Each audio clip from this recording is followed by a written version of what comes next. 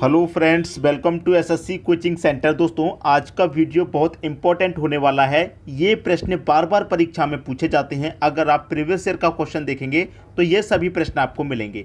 तो चलिए स्टार्ट करते हैं। पहला प्रश्न है 7:9 में क्या जोड़ा जाए कि 13:14 हो जाए। 7:9 में मैं आपको पहले भी बता चुका हूँ कि कहीं पर अगर अनुपात दिया गया है तो अनुपात का मतलब बटा भी होता है। जैसे 7:9 को आप 7/9 लिख सकते हैं। ठीक है, अब कह रहा है कि 7:9 में क्या जोड़ा जाए। आपको नहीं पता क्या जोड़ना है। जब आपको नहीं पता क्या जोड़ना है तो आप x जोड़ दीजिए। 7 में भी x जोड़ देंगे, 9 में भी x जोड़ देंगे। अब क्या जोड़ा जाए नहीं पता तो हमने x जोड़ लिया तो अनुपात हमारा कितना हो जाए 13:14। अनुपात का मतलब बटा भी होता है तो इसका मतलब हम 13/14 इसको लिख सकते हैं। क्यों लिख सकते हैं? क्योंकि अनुपात का मतलब बटा होता है तो ऐसे लिख लो चाहे बटे में लिख लो, एक ही बात है। क्लियर हुई बात? अब क्या हो जाएगा, क्रॉस मल्टीप्लाई हो जाएगा। ठीक है, 14 का मल्टीप्लाई 7 से करेंगे, 14 7 98 होता है 98। ठीक है, प्लस 14 का मल्टीप्लाई x में करेंगे 14x हो जाएगा, बराबर 9 का मल्टीप्लाई 13 में करेंगे 13 निम्मा 117 होता है, प्लस 13 का मल्टीप्लाई x में करेंगे ये 13x हो जाएगा। ठीक है, अब x वाले टर्म आप एक तरफ कर लीजिए। जैसे कि यहाँ पर 14x है, मैं 13x इधर लाऊंगा, बराबर के इधर आएगा, प्लस का है इधर आके माइनस का हो जाएगा तो 14x में से 13x माइनस हो जाएगा, सिर्फ एक x बचेगा। ठीक है, अब 98 को मैं इधर ले जाऊंगा तो ये भी माइनस हो जाएगा, ये प्लस का है इधर आके माइनस, तो 117 में से मैं 98 को घटा दूंगा। ठीक है, 117 में से 98 को घटा दूं, 117 में से घटा दूंगा भाई 98 को, तो कितना बचेगा? 117 में से आपने 98 बटाया घटाया 19 बचेगा। ये आपका आंसर हो गया भाई 19। बी ऑप्शन बिल्कुल सही। तो सभी को प्रश्न अच्छे समझ में आ गया? कोई ऐसी कैलकुलेशन नहीं है जो आपकी समझ में ना आए, सभी को अच्छे से समझ में आ गया होगा। अब देखेंगे अगला प्रश्न। अगला प्रश्न है आपका, यदि संख्याओं का अनुपात 2:3 है और उनका गुणनफल 9600 है तो उनका योग ज्ञात करें। दो संख्याओं का अनुपात, ठीक है, दो संख्याएं, मैं पहली संख्या a मान लूं, दूसरी संख्या मैं b मान लेता हूं। दोनों का अनुपात कितना है? 2:3 है। क्लियर है इतना? अगर मैं इसको 2x कर दूं, इसको मैं 3x मान लूं ये संख्या 2x है, ये संख्या 3x है, तो क्या इसके मान में कोई फर्क पड़ेगा? कोई भी फर्क नहीं पड़ेगा, क्योंकि x से x कट जाएगा तो 2:3 ही तो बचेगा, तो कोई फर्क यहां पर नहीं पड़ेगा। अब आपसे क्या कह रहा है? उनका गुणनफल 9600 है। 9600 है, 9600, ये क्या है? 9600 गुणनफल है। मैंने क्या बताया है कि अगर आपको प्रश्न में गुणनफल दिया जाए तो अनुपातों का भी गुणनफल कीजिए, योग दिया जाए तो अनुपातों का भी गुणा करते हैं, योग करते हैं, और अंतर दिया जाए तो अनुपातों का अंतर करते हैं। क्लियर? अब यहाँ पर गुणनफल दिया गया तो अनुपातों का भी गुणा करेंगे, तो 3 दूने का 6 हो जाएगा, कितना? 6 हो जाएगा, और x का x से मल्टीप्लाई हो जाएगा तो ये x² हो जाएगा, तो 6x² बराबर कितने के हैं? 9600 के हैं। ठीक है, अब देखिए 6 से मैं इसे कटाऊंगा, 6 एकम 6, 3 बचेगा 36, 6 छिंग 36, और ये 2 0 16 बार में कट गया। x² का मान आपका कितना आ गया? 1600 आ गया। अब x² का मान 1600 आ गया, आपको x² का मान नहीं निकालना, x का निकालना है। तो x का मान मैं निकालूंगा तो x बराबर कितना? ये 1600 है। ठीक है, यहाँ से स्क्वायर है, ये इधर जाएगा तो इसके ऊपर रूट लग जाएगा भाई। x बराबर कितना? 1600 का स्क्वायर रूट कितना होता है भाई? 1600 का स्क्वायर रूट 40 होता है। अब x का मान कितना निकल के आया? 40। x का मान 40 है, 40 का मल्टीप्लाई 2 से करेंगे 80 हो जाएगा। x का मान 40 है, x का मान मैं 40 रखूंगा, 40 का मल्टीप्लाई 3 से करूंगा 120 हो जाएगा। तो संख्याओं का योग पूछ रहा है, दोनों संख्या हमें पता चल गई। अगर मैं दोनों का योग करूंगा 80 और 120, ये कितना हो जाएगा? ये 200 हो जाएगा। ये आपके प्रश्न का सही आंसर हो गया 200। बी ऑप्शन क्या हो गया? प्रश्न का बिल्कुल सही आंसर। उम्मीद करूंगा सभी को प्रश्न अच्छे से समझ में आ गया है, किसी को कोई परेशानी नहीं होगी। अब देखेंगे अगला प्रश्न। अगला प्रश्न है, 3 संख्याएं 3:4:5 के अनुपात में हैं, उनका HCF 7 है, तो संख्याएं ज्ञात कीजिए। 3 संख्याएं आपके पास 3:4:5 के अनुपात में, ठीक है, 5 के अनुपात, और HCF दे रखा है आपके पास कितना? HCF दे रखा है 7। ठीक है, प्रश्न में मैं वही बताता हूं जो प्रश्न में दिया गया होता है। अगर प्रश्न में HCF दिया गया तो आप अनुपातों का HCF करेंगे, गुणनफल दिया जाएगा तो अनुपातों का गुना, योग दिया जाएगा तो अनुपातों का योग। ठीक है, यही बताता हूं। अब HCF है तो अनुपातों का HCF ले लो। तो वो बड़ी से बड़ी संख्या जो दी गई संख्याओं को काट दे, तो 3 और 4 और 5 को कौन सी संख्या काटेगी? एक संख्या ऐसी है जो काटेगी। तो इनका HCF कितना आ जाएगा? इनका HCF 1 आ जाएगा, अनुपातों का HCF।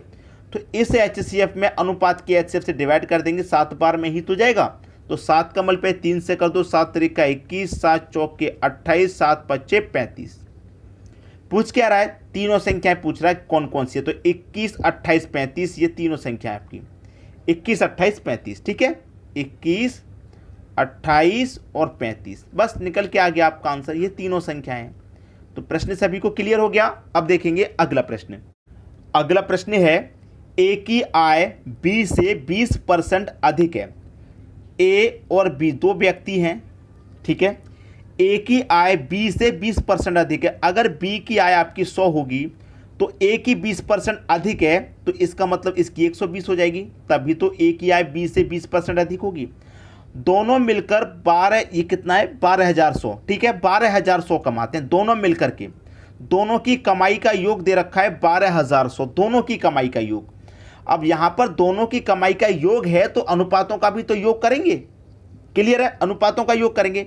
अब देखिए अनुपात में क्या हो सकता है, ये अनुपात में कट सकता है 0 से 0, तो ये 12 बचा और ये 10 बचा। ठीक है, अब और कट सकता है तो 2 से कटेगा, ये 5 बार में, 2 से कटेगा 6 बार में। अब तो नहीं कट रहा, तो 6 और 5 का योग कितना हो जाएगा? 11। तो इस योग में अनुपात के योग से डिवाइड कर देंगे, तो 11 से इसको डिवाइड करेंगे, 11 से 11 बार में कटेगा, 121 और 2 जीरो मतलब 1100 बार में कट गया। ठीक है, 1100 बार में कट गया। क्लियर, यहां तक किसी को कोई दिक्कत नहीं। अब यहां पर कट गया तो इनका अंतर बताना मुश्किल थोड़ी ना, आसान है। दोनों का अंतर कर दीजिए, एक आएगा, 11 कमल पे 1 से कर दो भाई 1100। ठीक है, 1100, ये 11,000 लिख गया, 1100 है। क्लियर है, दोनों का अंतर ही तो पूछ रहा है, तो दोनों का अंतर करके गुना कर दीजिए, बस दोनों का अंतर 1 आएगा। तो 1100 कमल पे 1 से करेंगे तो 1100 ही हो जाएगा, जो कि बी ऑप्शन में है। तो प्रश्न सभी को अच्छे तरीके से क्लियर हो गया होगा। अब देखेंगे हम अगला प्रश्न। अगला प्रश्न है, महिला तथा पुरुष के संख्या का अनुपात 2:3 है। महिला और पुरुष, पहले महिला दिया गया तो पहले वुमेन लिख लेंगे, बाद में पुरुष है तो बाद में मैन लिख लेंगे। ठीक है भाई, महिला को वुमेन से डिनोट करते हैं इसलिए मैंने W ले लिया, पुरुष को मैन से करते हैं इसलिए मैंने M ले लिया। अनुपात कितना है? 2:3 है। कह रहा है यदि महिला 10% तथा पुरुष 30% बढ़ा दिया जाए। भाई महिला कितनी है? मैं अनुपात में, महिला हमारी 2 हैं, महिला को कितना बढ़ा दें? 10%। तो महिला हमारी कितनी भी हो अपने आप में 100% होंगी, और 10% बढ़ा देंगे 100 में तो 110% हो जाएंगी। ठीक है, पुरुष भी कितने होंगे? अनुपात में तो 3 पुरुष हैं, अनुपात में हमारे पास 3 पुरुष हैं। अब अपने आप में 100% होंगे तो 30% बढ़ा देंगे 100 में तो ये 130% हो जाएगा। अब परसेंट से तो परसेंट यहाँ पर कट गया, 0 से तो 0 भी यहाँ पर कट गया। ठीक है, 11 दूने का ये 22 हो जाएगा, 13 त्रिक का ये 39 हो जाएगा। तो 22:39 कितना निकल के आया? नया अनुपात 22:39 निकल के आया। 22:39 सी ऑप्शन में दे रखा है, ये बिल्कुल सही आंसर हो गया। क्लियर सभी को प्रश्न? अब देखेंगे अगला प्रश्न। अगला प्रश्न है, राम, श्याम और मोनू का हिस्से का अनुपात 1/2, 1/4, 1/6 है। यदि राम का हिस्सा 1200 है तो कुल राशि ज्ञात करें। 3 व्यक्ति हैं आपके पास, राम, श्याम और मोनू। ठीक है, मैं आपको एक बात बता दूं, कभी भी अनुपात अगर आपको बटे में दिया गया है इसका मतलब ये गलत फॉर्म में दिया गया, ये सही फॉर्म नहीं है। अनुपात कभी भी बटे की फॉर्म में नहीं होता, अगर वो दे रखा है तो गलत है, इसको सही फॉर्म में चेंज करना है आपको। ठीक है, सही फॉर्म में इसको चेंज करना है। तो क्या दे रखा है आपके पास? 1/2, 1/4 और 1/6 दे रखा है। ठीक है, ये आपको अनुपात दे रखा है, इसको हमें सही फॉर्म में चेंज करना है। अब सही फॉर्म में मैं इसे कैसे चेंज करूंगा? 2 तरीके हैं।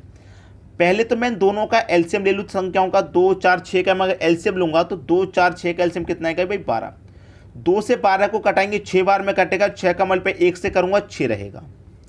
4 से 12 को कटाऊंगा 3 बार में कटेगा, 3 कमल पे 1 से करूंगा 3 रहेगा। और 6 से 12 को कटाऊंगा 2 बार में कटेगा, 2 कमल पे 1 से करूंगा तो 2 ही रहेगा। ये इनका सही अनुपात निकल के आ गया, 6, 3, 2। अब यहाँ पर राम का जो हिस्सा है वो 1200, राम का हिस्सा 1200। राम का हिस्सा अनुपात में 6 है, राम का हिस्सा अनुपात में 6 है और रियल में कितना है 1200। इसका मतलब 6 बराबर 1200 है तो 1 बराबर कितना हो जाएगा भाई, 6 बराबर 1200 तो 1 बराबर 200। ठीक है, 1 बराबर 200। अब 1 बराबर 200 है तो 200 का मल्टीप्लाई में 6 में कर दूं तो ये 1200 है सीधा सीधा, और 200 का मल्टीप्लाई 3 में कर दूं तो 2 त्रिका ये सीधा सीधा 600 है, और 2 का मल्टीप्लाई 2 में कर दूं सीधा सीधा ये 400 है। पूछ क्या रहा है, पूछ रहा है कुल राशि ज्ञात करें। भाई कुल राशि मतलब सभी को जोड़ देना है आपको। आंसर आ गया। 1000 में 600 जोड़ेंगे 1800, भाई 1200 में 600 जोड़ेंगे 1800, 1800 में 400 जोड़ेंगे ये हो जाएगा आपका 2200। ये आपकी कुल राशि है। समझ में आ गया प्रश्न। अब देखेंगे अगला प्रश्न। अगला प्रश्न है, एक चतुर्भुज के कोणों का अनुपात 1 2 3 4 है तो सबसे बड़ा कोण ज्ञात करें। भाई 1 2 3 4 है, ये सबसे अच्छा प्रश्न रहेगा। एक चतुर्भुज के कोणों का अनुपात यहाँ पर दे रखा है। अब देखिए यहाँ पर 1:2:3:4 है। क्लियर है। सबसे बड़ा कोण पूछ रहा है। भाई जो अनुपात में सबसे बड़ा होगा वही सबसे बड़ा कोण है। अनुपात में सबसे बड़ा 4 है तो इसका मतलब सबसे बड़ा ये वाला चौथा कोण होगा। अब चतुर्भुज के कोणों का अनुपात तो दे रखा है, लेकिन चतुर्भुज के चारों कोणों का योग कितना होता है भाई, 360 होता है कि नहीं होता। चारों कोणों का योग 360, और अनुपात में योग कर लीजिए कितना है, अनुपात का योग करेंगे 4 और 3 7, 2 9 और 1 10। भाई अनुपात का योग क्या होगा भाई, जब आपके पास योग है तो अनुपात के योग से डिवाइड करेंगे। 0 से 0 गया 36 बार में जाएगा। क्लियर है। अब 36 बार में गया यहाँ पर तो 36 का मल्टीप्लाई 4 से कर देंगे, क्योंकि सबसे बड़ा कोण पूछ रहा, अनुपात में सबसे बड़ा कोण 4 है। 36 का मल्टीप्लाई 4 से कर दो 144। ये आपका आंसर हो गया। उम्मीद करूंगा सभी को प्रश्न अच्छे से क्लियर हो गया है, किसी को भी यहाँ प्रश्न में कोई समस्या नहीं आने वाली। ठीक है दोस्तों, वीडियो देखने के लिए आपका बहुत बहुत धन्यवाद।